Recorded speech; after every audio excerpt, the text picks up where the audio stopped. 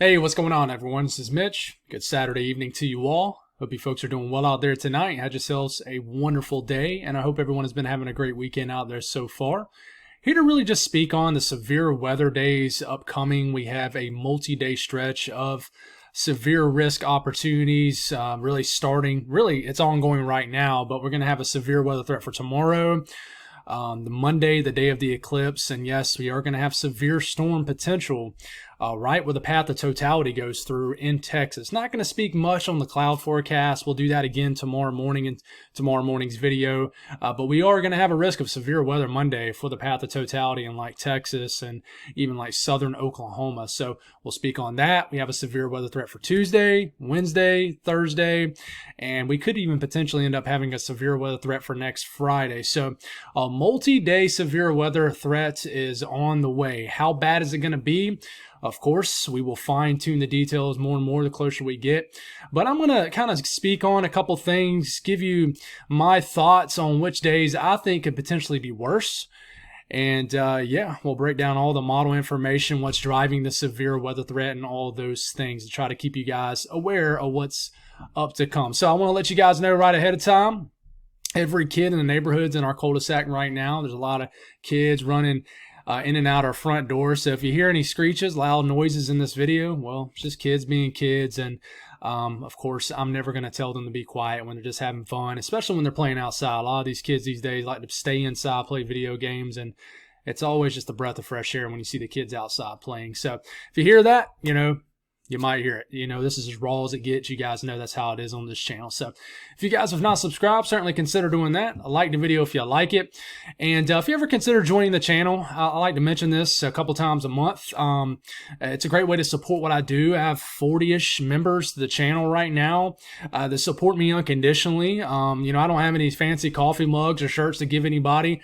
I would love to do that. Many people have reached out and said, hey, we would buy it just to buy it. And I think I will end up doing that on down the road, but just not at a place where I can do that right now. Life is so fast paced, and of course I just don't do this for a living. But you ever consider joining the channel? Join tab should be right under the video. If you can't find it, definitely reach out. Sometimes it's confusing to find, but if you guys got anything to pray about, more importantly, please put those in the comments below so I can pray over it and so others can do so too. So let's get rocking and rolling. So let's take a look at our radar right now. This is our ongoing severe weather threat. We got just a tail whipping area of storms. We're literally whipping through the middle portion of the country. Very strong winds behind this line, ahead of this line, very dry air. Haven't heard anything about any wildfires breaking out yet across the high plains. That could change over the next few hours. Hopefully that doesn't change. But we even got some storms down here that could become severe warned over the next hour or two.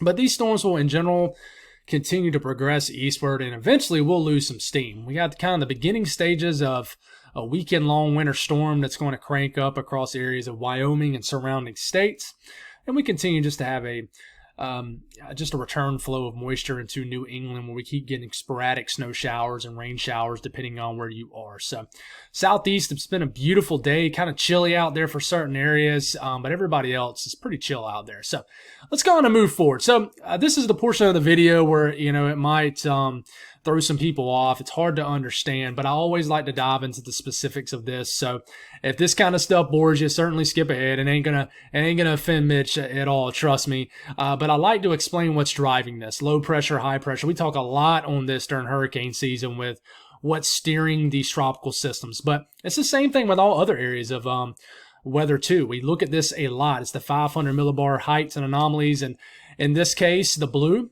is lower pressure, and then the orange and red right in here, that's higher pressure. So you got a blocking pattern up here in Canada, and we have this area of lower pressure right in here, and this is starting off tomorrow afternoon, by the way. This isn't right now. This is actually Monday afternoon. I'm sorry. Monday afternoon. Area of lower pressure still up here. This is steadily weakening, so we still will have some kind of moisture meandering up here with a weakening area of low pressure. This becomes the dominant feature right into here. Okay, this is what we call, an upper low area of low pressure right into here. And what's going on with this is around the southern, basically the bottom base of this area of low pressure, and then eventually to the eastern side, the right side of this is bringing a southwesterly flow into the south central U.S., like Texas. So this is bringing rich, moist air from the south here in Mexico, even the Pacific. Eventually, it will come out the Gulf of Mexico. Once this, basically this spin around this area of low pressure is over here, because this area of lower pressure is over here. But in this case, this is Monday, bringing a steady mid-level jet right over this region, producing plenty of lift in the atmosphere and moist air also.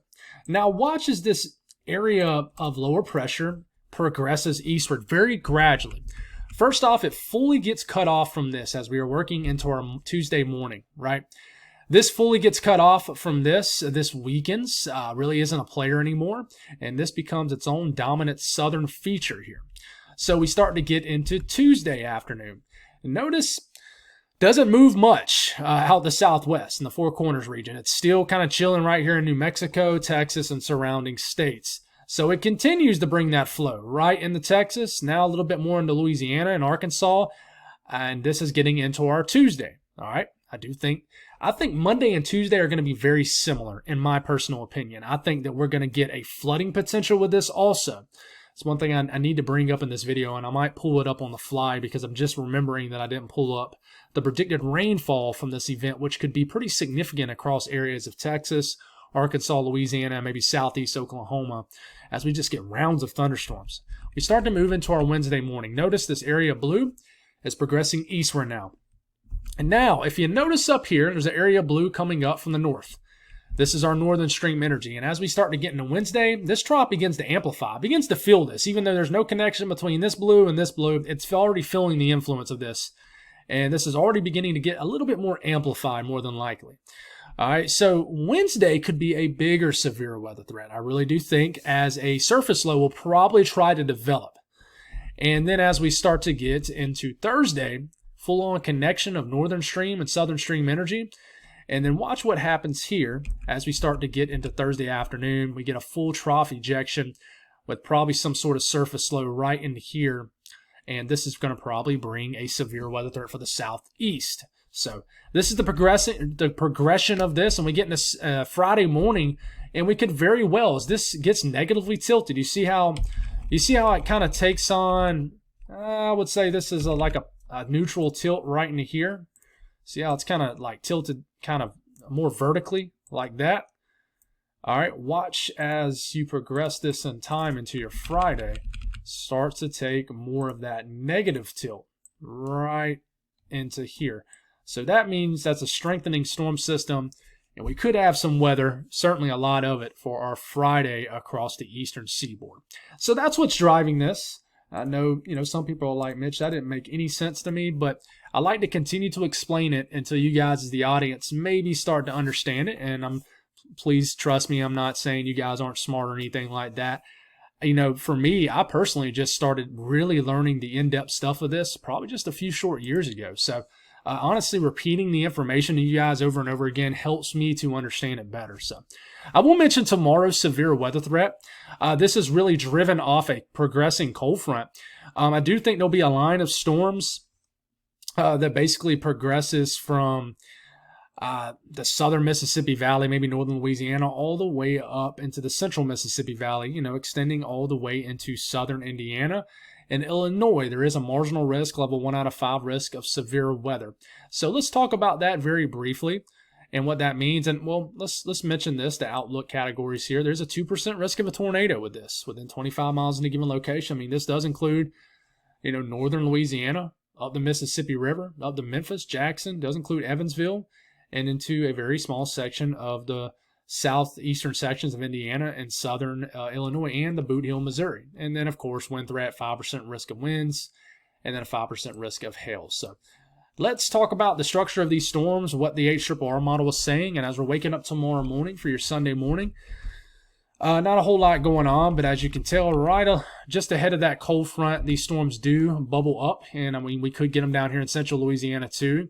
Got some storms right up here and the Mississippi Valley region, and then they get going. And, not a huge deal, guys, but these storms could have a little spin to them. And, all the way down here to Alexandria, Louisiana, maybe Jackson gets into it, Memphis. What is that, Dyersburg, I believe, Tennessee. Correct me if I'm wrong there. And then Jackson, Tennessee, Memphis, and just watch out for these regions right here. They will go on throughout the evening, could pack a punch. And then I do think they'll eventually get a tilt and then lessen up, but we could certainly get some showers and storms in central Mississippi into northern Alabama, into central Tennessee, maybe drifting all the way into eastern Tennessee as we get into our Monday morning. I don't think these will be a big deal at all, but we will take a look at what it looks like a little bit further north of the Mississippi Valley here. And there's those storms. Now you're lacking ingredients for severe weather up here. So this is more so some thunder, maybe some gusty winds, heavy rain in northern Illinois into Wisconsin. Once you get a little bit further south, these could pack a little bit more of a punch. Southern Illinois, some storms just after lunchtime tomorrow will develop. Boot Hill, Missouri, same thing. So don't let this catch you off guard. Could we get a trend to a slight risk? We could.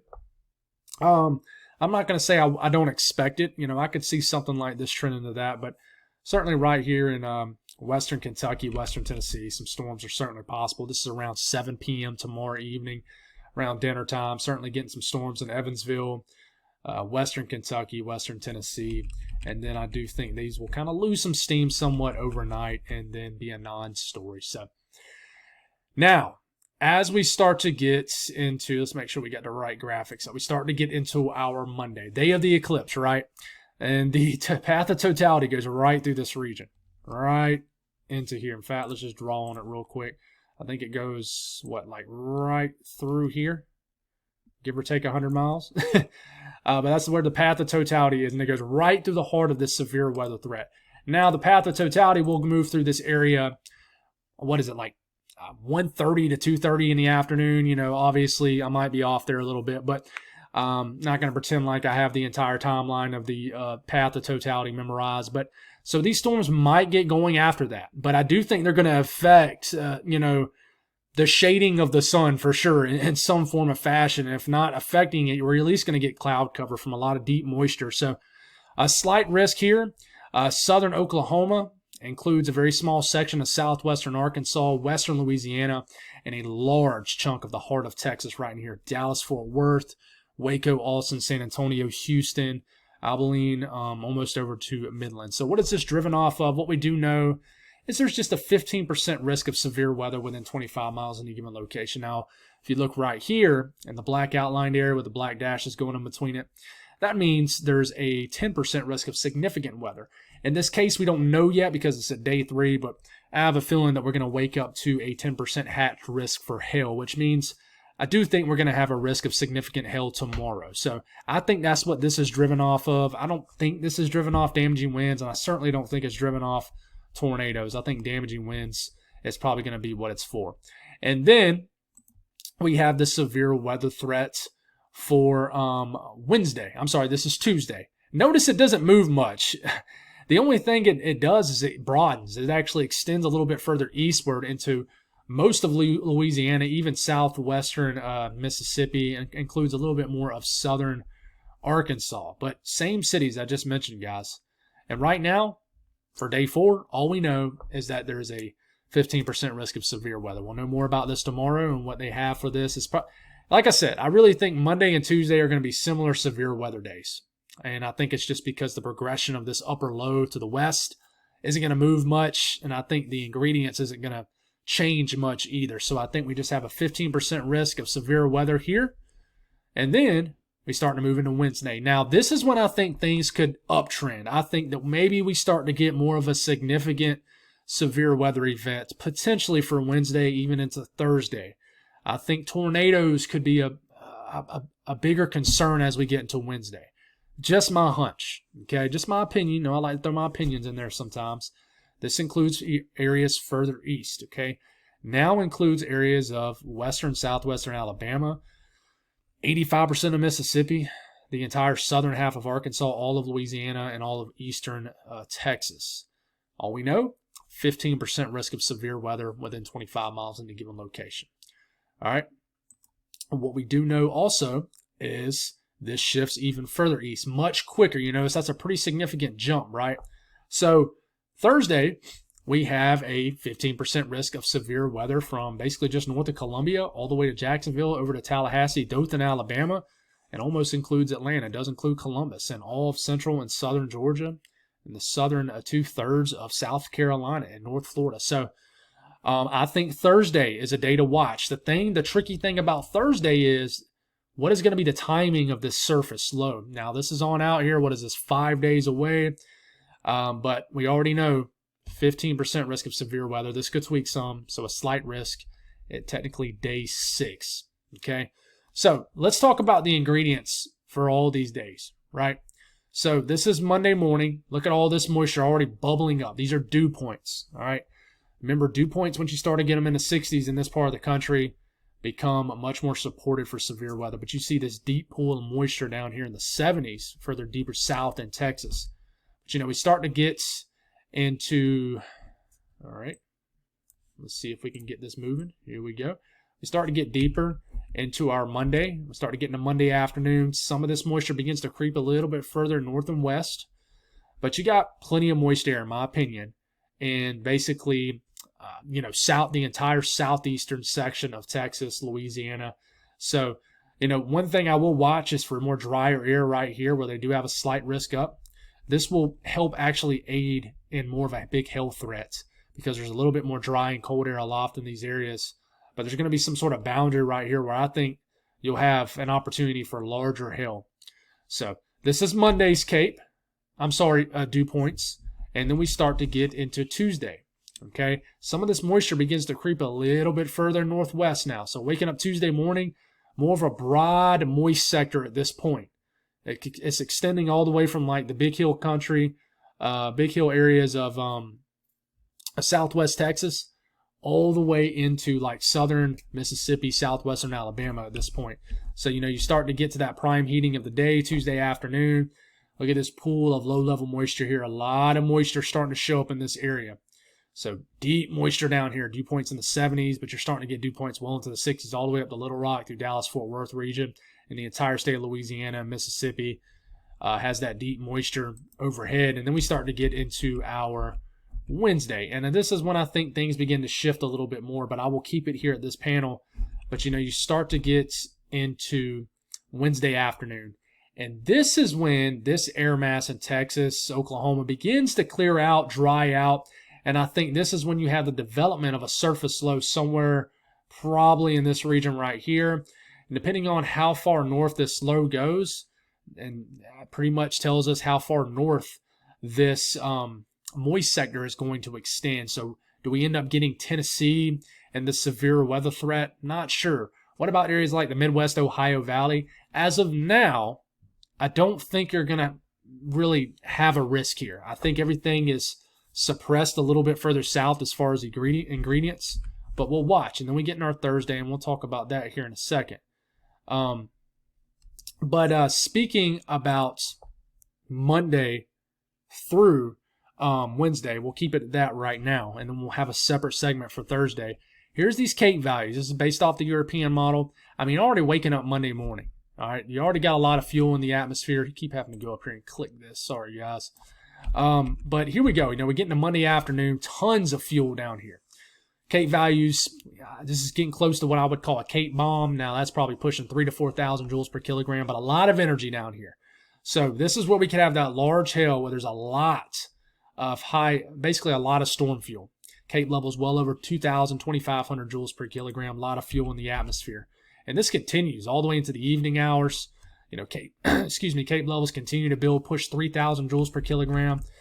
And then even more. I mean, this is getting into the wee hours of the morning. You start to get CAPE levels over 3,000, 3,500 joules per kilogram. And then we start to get into Tuesday afternoon. More of a kind of a compact pocket of higher end CAPE levels. But this could change, guys. Especially as we get into the short range model guidance, which we really fully aren't in yet. CAPE values pushing over 3,000 joules per kilogram. Man, look at all that fuel down here. I mean, you're starting to get close to 4,000 joules per kilogram now. So a lot of storm fuel down here. Could be a very large hail threat in southeastern Texas, maybe Tuesday afternoon, Tuesday evening. And then all of this really begins to starts to scoot a little bit further east. The thing that shifts from Tuesday to Wednesday is your kinematics in the low levels. That low level flow becomes a lot more supportive for tornadoes. Sure, your CAPE levels begin to drop, but folks, I want to reiterate this, and I have over the last few weeks. Just because your CAPE levels drop doesn't mean your severe weather threat drops. This is your classic deep south severe weather threat. We got Cape levels well over 1,000 joules per kilogram. You got kinematics probably increasing, and I'm actually about to show you that. And you're probably going to have the opportunity for a significant severe weather threat Wednesday afternoon in the state of Louisiana, even in Mississippi, and of course even southern Arkansas, eastern Texas. And then we start to get into Thursday, and we'll speak on that here in a second. Speaking of those kinematics, right? The kinematic ingredients in the atmosphere, the lift, right? We get into Monday, plenty of lift in the atmosphere. This is the mid-level flows, winds well in the upper levels of the atmosphere, 19,000 feet up in the air. We got this steady 50 to 60 knot mid-level flow. This is creating plenty of lift in the atmosphere for thunderstorms. And we keep this going. We get into Tuesday, not a whole lot different. The difference is an amplifying trough. We're starting to get, already Tuesday, you can see it, a little bit more of a strong flow aloft, supporting higher in kinematics. So I could see our tornado threat even increasing Tuesday in Texas. And then we start to get into Wednesday. And here it is. All right, probably some sort of developing surface low somewhere into here. But look, you look at this 70 to 80 knots mid-level jet riding right over Louisiana, and you probably have a strengthening low-level jet into here. I really think that tornado threat really does increase. And then this increases even more kinematic-wise, and the Cape levels begin to drop somewhat. So we're not really in range of the model guidance, guys. All we know right now is that if we can take a look at the NAM for Monday, this is around 2 p.m. Monday. Some showers are starting to get going, starting to get pulled out the Gulf here in southeastern Texas, Louisiana. You can see them. And then they start to get a lot more vigorous in eastern Texas, Louisiana, as we start to get into Monday evening. All right, we start to see a lot of widespread rains and storms. And, yeah, it starts to really broaden and amplify. I think we're going to just get rounds of storms in areas of Texas, southwestern Arkansas, southern Oklahoma, and then northwestern areas and western sections of Louisiana for about a 2-day stretch. Excuse me. We can look at the European and look at maybe what the radar will look like, but of course it's not as structurally better to look at, just more splotchy in nature. But, here's all the showers and storms showing up in the orange and yellows and greens for Monday. We start to get into Tuesday. What you notice here also is like even Tuesday morning, like in the morning hours, there's a lot of storm activity already ongoing. I don't think this is going to be an event where you got to wait until the afternoon for storms to fire up. Now, I think maybe that's the case for Monday. Tuesday, no. But we start to get into Tuesday afternoon, a lot of storm activity showing up in this area right here. And then we start to get into Tuesday evening. You notice a big chunk of energy starts to surge eastward. And I think just the severe weather threat in general surges eastward. A lot of rain just Wednesday morning. But then, of course, there's that low developing right here. You see that low? Amplifying trough, surface low gets going. Severe weather threat for Louisiana, Mississippi, potentially there. You got to watch the timing. And then that's one surface low. Then another one develops here. So, it's a weird event. We could have multiple impulses of energy that gets going off the base of this trough. So, this is like Wednesday evening. This looks like significant weather down here. So, I think that this is a pretty significant stretch of severe weather ongoing. Are we going to have like multiple moderate and high risk days? I don't think so. But I could definitely, at minimum, see a couple enhanced risk days out of this for sure. But, switching to Thursday for my folks, I know I got a higher viewing audience here in the Southeast. I think Thursday could be a big severe weather day, potentially. But Thursday morning, already waking up to a very moist air mass from Alabama, Georgia, South Carolina, Florida, obviously, and then portions of North Carolina. And you notice this is a quick moving, now progressing sector. You notice that by the time you get into midday Thursday, much more drier air moves into Alabama, dew points in the 50s. But look at these dew points climbing ahead of this cold front and rising all the way into the upper 60s. I might get into the low 70s. So Thursday afternoon, prime heating of the day, plenty of low-level moisture for areas of eastern Georgia, South Carolina, and North Carolina for this particular model run. The timing of this is going to shift, guys. It's going to shift back and forth. And then the atmosphere clears out, and, we got to watch out for severe weather even into Friday, which we won't speak on heavily yet. But you look at the Cape values, notice not as high end. Thursday afternoon, Cape values, 500 to 1,000 joules per kilogram from eastern Georgia up to South Carolina. But please note, you don't need Cape values to a 2,000 joules per kilogram to get a tornado. Tornadoes can happen with Cape values below 1,000 joules per kilogram. I think it happened in Georgia the other night. Cape values were not that high. So this is certainly something we need to watch. And if you notice as we start to get into like Thursday evening, look how these Cape values spiked to over 1,000 joules per kilogram, already showing this kind of fuel in the atmosphere this far out off the European, which typically is very conservative with this kind of stuff. So got to watch out. And the thing that I'm concerned about as we get into Thursday is with this amplifying trough, because this is really merging at this point with the northern stream, the kinematics are going to be its highest for Thursday, no doubt. You got this strengthening mid-level jet, 80 to 90 knots, even strengthening furthermore as we get into Thursday evening. So plenty of wind energy for this. So whatever the structures is, we're going to get supercells, a damaging line of storms. I'm not sure. But, you back this up a little bit, and I'll do this on the fly here. And I don't like to look at the low-level jet this far out because it shifts so much. But, we start to get into Wednesday morning. Look at that low-level jet down here. To me, that would symbolize a pretty significant severe weather threat potential. I mean, even like down here for Wednesday. All right. Could be getting severe weather over here too. As another surface low tries to develop right in here, could bring another kind of low-level jet, but it's weird. It's weird right now. Well, one thing that looks pretty clear to me is a lot of low-level kinematic energy moves over the Carolinas around midday Thursday based off this run of the model. And this could be a significant day, guys, for the Southeast. So it's just something we got to watch. We got to fine-tune this. But models are really agreeing on what's bringing this together. And that, it really tells you, honestly, if they're agreeing they're agreeing so much to the point where they already have a day 4 to day 6 slight risk. Okay? They're agreeing that much already. I mean, that tells you that, this could be a pretty significant event. Now, I do want to show you this, folks. I'm going to do this on the fly. We're going to look at the blend of all models, and we're going to look at the South Central U.S. I do want to mention, guys, a lot of rainfall. Let's try to get it all the way. This is rainfall based off the blend of all models between now and Friday morning. Look at all this rain. For eastern Texas, we really, really need this rain to actually materialize here in the panhandle of Texas. Let's hope it does. But look at Oklahoma. Look at Arkansas. Look at the Mississippi Valley here. That is a lot of rain. Taking a closer look at the Deep South. Very rainy week. Very stormy week. Several inches of rain is possible. So we got to watch this, guys. That's all I got. Thank y'all for tuning in. God bless all y'all. And I'll talk to y'all Sunday morning.